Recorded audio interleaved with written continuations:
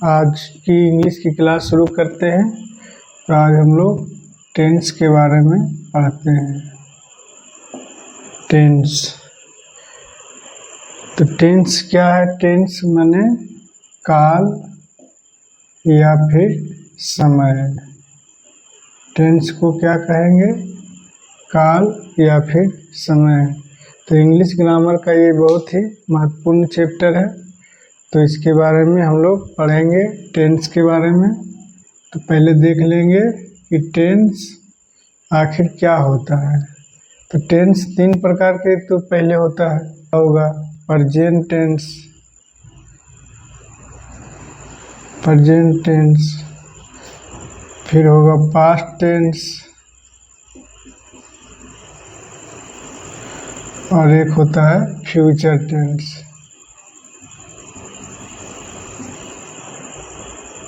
तो टेंस जो है तीन प्रकार का होता है।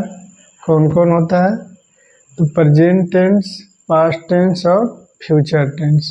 यानी कि प्रेजेंट टेंस को कहेंगे वर्तमान काल,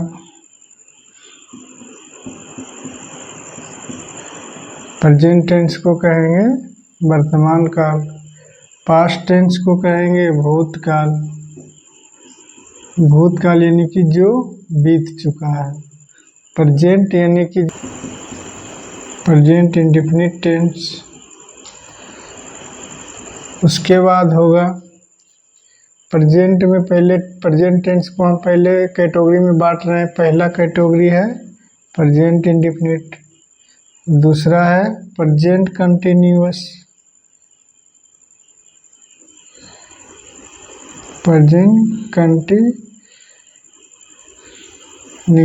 इसको प्रेजेंट इम्परफेक्ट भी बोलते हैं, प्रेजेंट कंटिन्यूअस टेंस भी इसको बोलते हैं। और कहीं कहीं पे आपको ये प्रेजेंट इम्परफेक्ट भी लिखा जाता है। उसके बाद हम लोग देखेंगे present perfect tense, present perfect tense.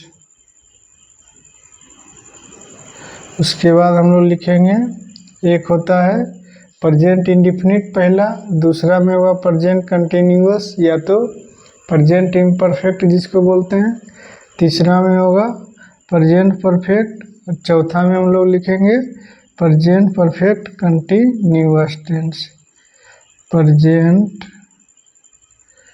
Perfect continuous tense. तो प्रेजेंट टेंस को हमने कितने भागों में बांटा? तो इसको चार भागों में बांट दिया। कौन कौन भाग में? Present indefinite tense, present continuous tense, present perfect tense, present perfect continuous tense. तो इस प्रकार इसका भी हम चार भागों में पास्ट का भी बांटेंगे। तो पहला होगा past indefinite tense,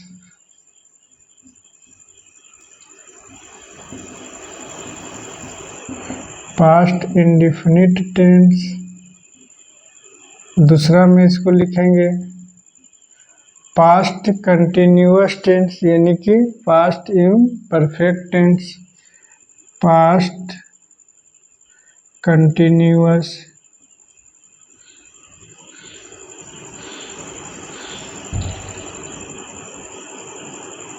past continuous tense. तीसरा में लिखेंगे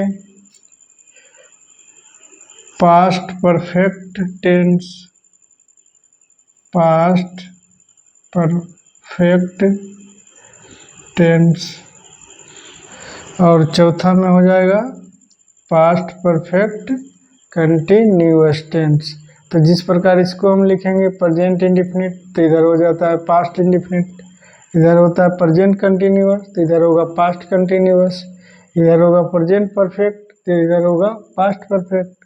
तो इधर प्रेजेंट परफेक्ट कंटिन्यूअस को इधर लिखेंगे past perfect continuous, past perfect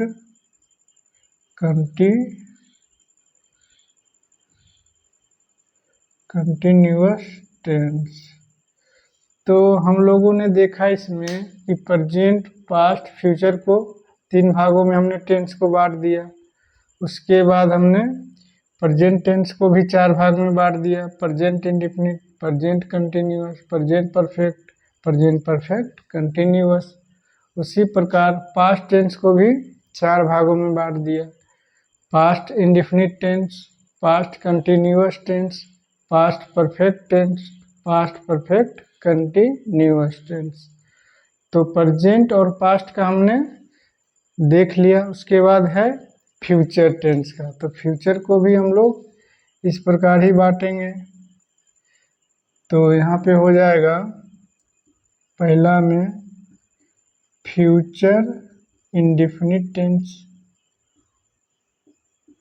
future indefinite tense. दूसरा में हो जाएगा future continuous tense, future continuous tense. Future, उसके बाद क्या हो जाएगा future perfect tense, future perfect tense.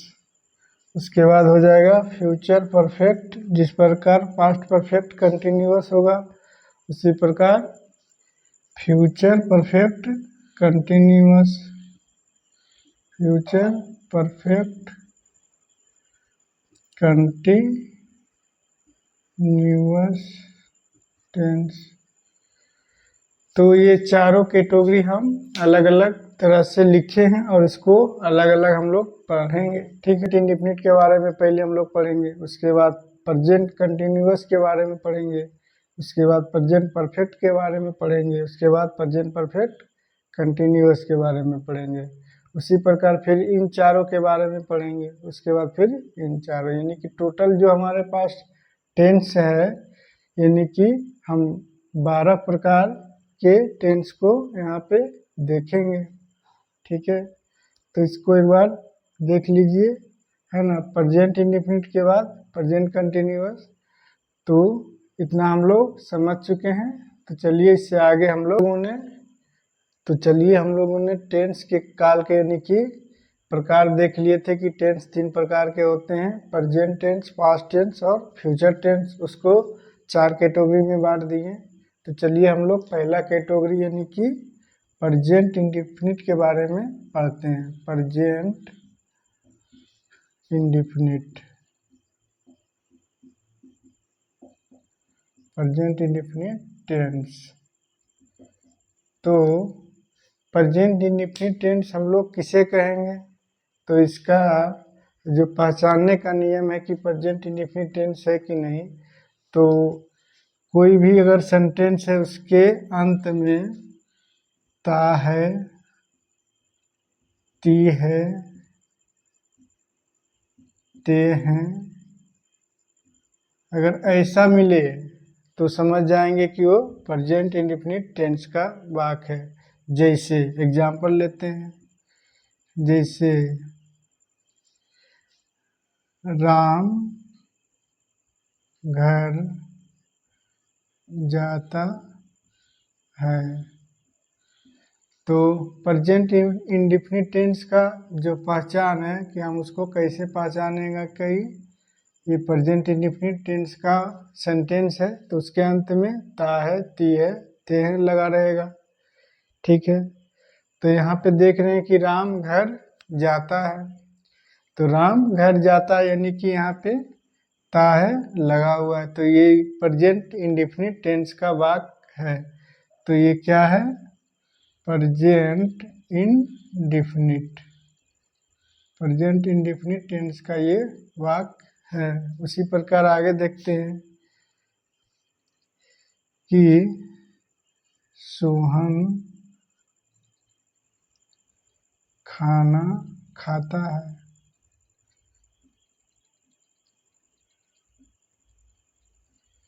तो ये प्रेजेंट इंडेफिनिट टेंस का वाक्य ये भी है क्योंकि इसके अंत में ता है लगा हुआ है। उसी प्रकार देखेंगे, वे लोग घर जाते हैं।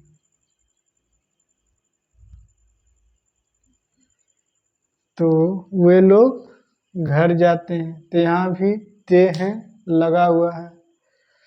तो जिसमें भी ता है, ती है, ते हैं लगा रहे सेंटेंस के अंत में, तो उसको समझ जाएंगे कि ये प्रेजेंट इंडेफिनिट टेंस का सेंटेंस है। इसके कुछ बनाने का रूल भी है, उसको भी हम लोग देखेंगे। तो पहले इतना समझ जाते हैं, प्रेजेंट इंडेफिनिट टेंस में जिस हिंदी क्रिया के वाक्यांत में ता है, ती है, ते हैं रहेगा, तो उसको हम प्रेजेंट इंडेफिनिट टेंस का वाक्य समझेंगे। जैसे कि राम घर जाता है, ये प्रेजेंट इंडेफिनिट टेंस का वाक्य है। सोहन खाना खाता है, वे लोग घर जाते हैं। तो इसका कुछ बनाने का रूल भी है, तो उसको भी हम लोग देखेंगे। टेंस का बनाने का नियम है कि इसको पहले सब्जेक्ट लिखेंगे, उसके बाद V1 या तो V5 प्लस ऑब्जेक्ट देंगे, इतना से ये बनेगा। तो V1 या सब्जेक्ट तो समझ रहे हैं कि सब्जेक्ट V1 या V5 क्या है, यानी कि वर्ब का फर्स्ट फॉर्म या तो वर्ब का फिफ्थ फॉर्म। जैसे V1, V2, V3, V4, V5। तो इसको किस प्रकार, अगर कोई वर्ब गो है, गो मतलब जाना, इसका वर्ब का सेकेंड फॉर्म क्या होगा, बेंट, बेंट होगा। इसका थर्ड फॉर्म क्या होगा, गॉन, GON। इसका फोर्थ फॉर्म क्या होगा, V प्लस ING इसमें लग जाता है, यानी कि गोइंग, GOING। और इसका फिफ्थ फॉर्म क्या होगा, गोज, GOES। उसी प्रकार अगर राइट का लिखते हैं, WRITE, राइट, सेकेंड फॉर्म क्या होगा, रोट, थर्ड फॉर्म क्या होगा, रिटेन, चौथा फॉर्म क्या होगा, राइटिंग,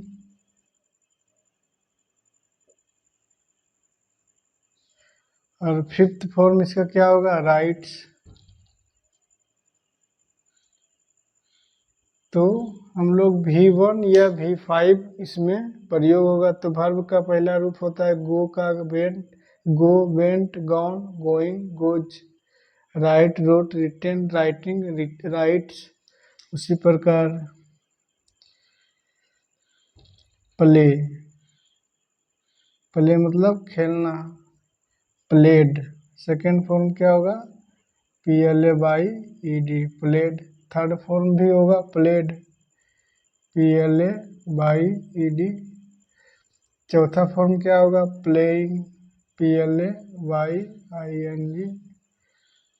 और फिफ्थ फॉर्म क्या होगा, प्लेज। तो इस प्रकार V1 या V5 फॉर्म को हम लोग लिखते हैं, और इसका प्रॉपर हम लोग इसमें यूज करेंगे। अगर V1 का यूज रहेगा तो गो रहेगा, अगर वर्ब का फिफ्थ फॉर्म यूज करेंगे तो गोज हो जाएगा। V1 राइट होता है, फिफ्थ फॉर्म राइट्स होता है। तो इसी प्रकार बहुत सारे वर्ब हैं, सभी का हम लोग इन्हें यूज होगा। एग्जाम्पल लेते हैं, राम घर जाता है।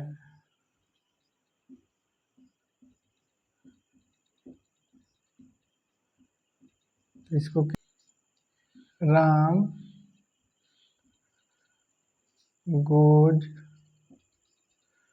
टू हाउस, राम घर जाता है, V5 फॉर्म ले लिए। उसी प्रकार सीता गाना गाती है। तो इसका क्या बन जाएगा, इसका बनेगा सीता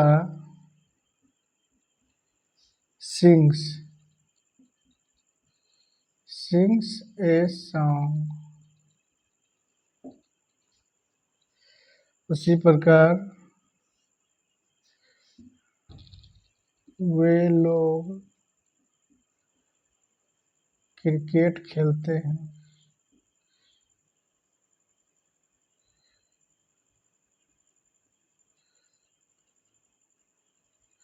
वे लोग क्रिकेट खेलते हैं। तो इसको हम लोग किस प्रकार बनाएंगे? दे प्ले, वर्ब का यहाँ पे फर्स्ट फॉर्म यूज होगा, they play cricket. They play cricket. तो हम लोग यहाँ तक समझ गए कि वर्ब का फर्स्ट फॉर्म या तो फिफ्थ फॉर्म लगेगा। तो हम लोग यहाँ पे और आगे समझेंगे कि पहला फॉर्म या तो पांचवा फॉर्म हम कहाँ कहाँ लगाएंगे। तो चलिए उसको देखते हैं। ही, सी, इट कोई नाम रहे तो इसके साथ हम यस या ईएस का प्रयोग करेंगे। अगर दिया रहे आई, बी, दे तो इसके साथ हम लोग वर्ब का फर्स्ट फॉर्म यूज करेंगे, यानी यस या ईएस, यानी कि वर्ब का पांचवा फॉर्म हम यहाँ पर यूज करेंगे। जैसे मैं पटना जाता हूँ। आई गो टू पटना। कि अगर ही, सी, इट नेम कोई भी रहे तो इसके साथ यस या ईएस का यानी कि वर्ब का पांचवा फॉर्म को यूज करेंगे। अगर आई, बी, दे और यहाँ पे यू रहे तो वर्ब का पहला फॉर्म लगाएंगे और यस या ईएस का प्रयोग नहीं होगा। जैसे हम लोग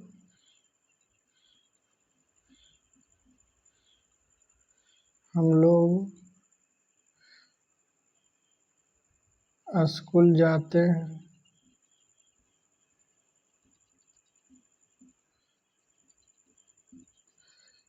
तो हो जाएगा बी गो टू स्कूल। हम लोग स्कूल जाते हैं तो बी गो टू स्कूल हो जाएगा। तो ये चीज़ हम लोग समझ गए के बारे में हम लोग पढ़ रहे हैं। तो वाक्य जो इसमें भी तीन प्रकार के होंगे। पहला होगा अफर्मेटिव,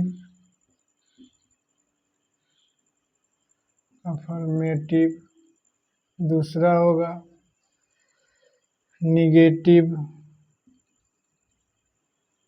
निगेटिव सेंटेंस होगा, अफर्मेटिव सेंटेंस होगा, और एक होगा interrogative.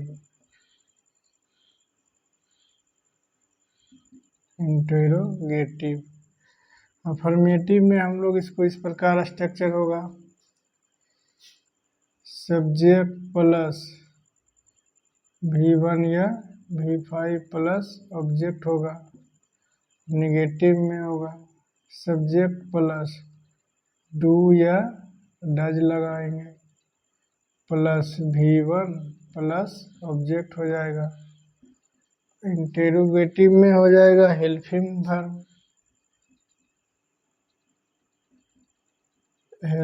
Verb plus subject plus V1 plus object हो जाएगा। तो इसको एक एक करके हम लोग देखते हैं कि पहले अफर्मेटिव, उसके बाद नेगेटिव, उसके बाद इंटेरोगेटिव। तो देखें वही होगा, जैसे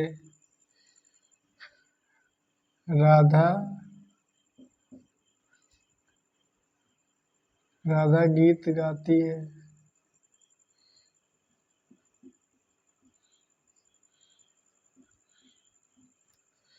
तो राधा sings a song.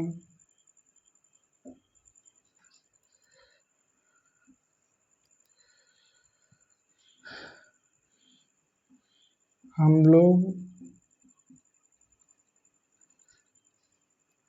लोग स्कूल जाते हैं।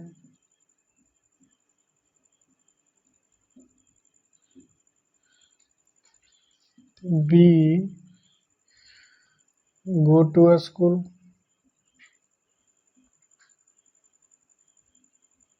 तो इस प्रकार अफर्मेटिव सेंटेंस बनेगा। सब्जेक्ट प्लस V1 या V5 प्लस ऑब्जेक्ट हो जाएगा। राधा गीत गाती, राधा सिंह से सॉन्ग, हम लोग स्कूल जाते हैं, वी गो टू स्कूल। तो चलिए इसका देखते हैं किसका निगेटिव। राधा गीत नहीं गाती है।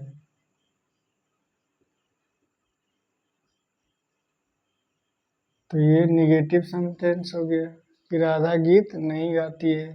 तो Radha does not sing a song. उसी प्रकार राम घर नहीं जाता है। तो क्या हो जाएगा इसका, Ram does not go to house.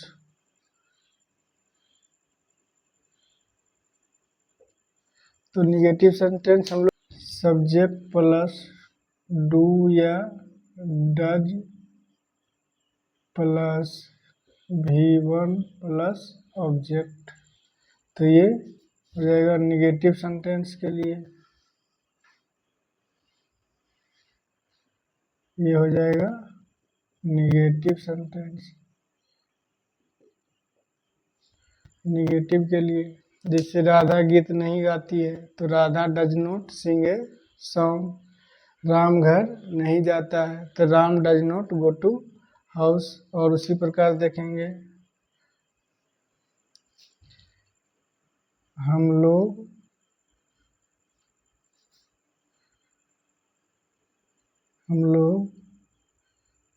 किताब नहीं पढ़ते हैं।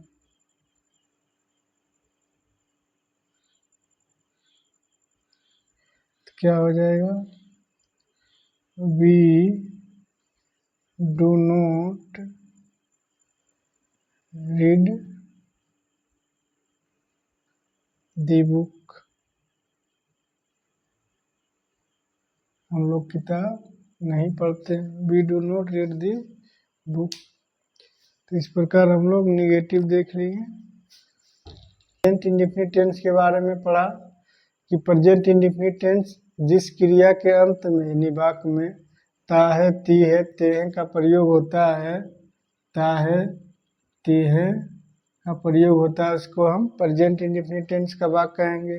इसको बनाने का नियम क्या था, सब्जेक्ट प्लस V1 या V5 प्लस ऑब्जेक्टिव सेंटेंस भी बनाया। उसके बाद निगेटिव का क्या रूल था, सब्जेक्ट प्लस डू या does plus note plus V1 plus object. तो यहाँ तक हम लोगों ने आज पढ़ा कि टेंस 3 प्रकार के होते हैं, प्रेजेंट टेंस, पास्ट टेंस और फ्यूचर टेंस। तो पहला हमने पढ़ा प्रेजेंट इंडेफिनिट टेंस, यानी कि इसके अंत में ता है, ती है का प्रयोग होगा। तो इसके बनाने का क्या नियम था, सब्जेक्ट लेंगे, उसके बाद V1 या V5 फॉर्म का प्रयोग करेंगे, उसके बाद ऑब्जेक्ट का प्रयोग करेंगे। इसका ये अफर्मेटिव सेंटेंस हो गया। नेगेटिव के लिए क्या करेंगे, तो नेगेटिव के लिए सब्जेक्ट प्लस डू या does plus note plus V1 plus object. तो आज का इंग्लिश का क्लास यहीं तक रहने देते हैं, कल से इसको कंटिन्यू करेंगे।